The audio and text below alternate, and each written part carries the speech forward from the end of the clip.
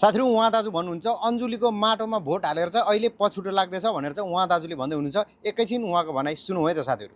हामी भोजपुरीले के जनताले छुन सक्ने सरकार पायौँ त? मलाई लाग्छ पटक्कै लागेन। हिजोको दिनमा जुन उत्साहसँग हामीले 2 अन्जुलीभित्रको माटो चुनाव चिन्ह भएर भोट मागेर हिँड्यौँ नि, तर त्यो अहिले मलाई पछुतो लाग्दैछ। किनकि सांसद जनप्रतिनिधिहरू भनेको त जनताको हरेक ठाउँको गुनासोहरू भेला पारेर लगेर संसदमा जानुपर्ने होइन। अनि हाम्रो श्रम संस्कृतिको सांसदहरू चाहिँ बालेन बोल्दा पनि बोलेन भन्ने, हरेक कुरा भन्ने होइन। तर भोजपुरको सवालमा चाहिँ हाम्रै सांसद, त्यो उहाँ हाम्रो सांसदहरू सांसद भवनमा जसरी छटपट गर्नुभएको छ नि बालेनको बोली नसुनेर, हामी भोजपुरे जनता पनि हाम्रो भूगोलको सांसदको बोली र सांसदलाई हामीले गुनासो राख्नुपर्ने हरेक कुरा छ नि त्यो राख्न नपाएर त्योभन्दा 3 गुणा छटपट छौँ क्या। उहाँलाई जनताको आवाज सुन्न फुर्सद छैन। उहाँलाई त के भन्ने, ल guys tap tap tap tap double tap भनेर टिकटक लाइभमा बसेर गीत गाउन नै फुर्सद छैन। के गर्ने? तर हुन्छ उहाँको लागि हाम्रो त्यो त्याग यति धेरै फाइदा भएछ कि होइन। उहाँलाई हामी श्रम संस्कृतिमा जो आबद्ध छौँ होइन, हामीले उहाँलाई पिछा गरेर फलो गरेर उहाँको हरेक सोसल मिडिया, फेसबुक भयो, इन्स्टा भयो, यता टिकटक भएन, हरेकमा हामी फलोवर बेसी भइदिएछौँ होइन। उहाँलाई गरी खाने डिजिटल प्लेटफर्म चाहिँ बनिएछ है। उहाँलाई जनताको गुनासो सुन्ने होइन।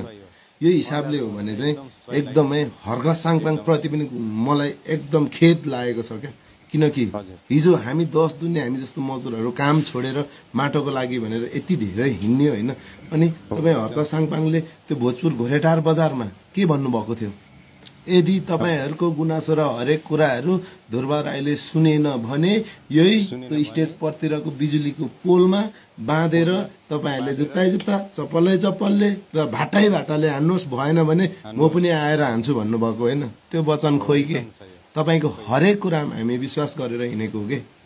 तर खबरदार हर्क साङपाङ, तपाईँले पनि जुन हामीलाई एउटा हर्कवाद देखाएर त्यो कुराहरूमा हामीलाई लालित गर्नुभयो। आज हिजो प्रचण्डले जस्तै विगतको अरू पार्टीले जस्तै आफ्नो सिद्धान्त साँच्चीकै आफैले प्रतिपादन गरेर जनता सामु चाहिँ तपाईँले त्यो व्यावहारिक रूपमा लागू गर्न सक्नु भएन भने नि त्यो जतिको तपाईँ असफलता कहिले पनि हुन्न। किनकि त्यो असफलता हुनु भनेको तपाईँ असफलता मात्रै हुनु होइन क्या। तपाईँको पछाडि लाग्ने, हामी जीव ज्यान दिएर लाग्ने करोडौँ माटो समर्थक श्रमदाताहरूको विश्वासमा तपाईँले लात तान्नु, यो कुरामा बेलायमा विचार गर्नुहोस्। यही तरिका भने भोलि पार्टी रहन्छ रहँदैन त्यो बारेमा पनि सोच्नु होला।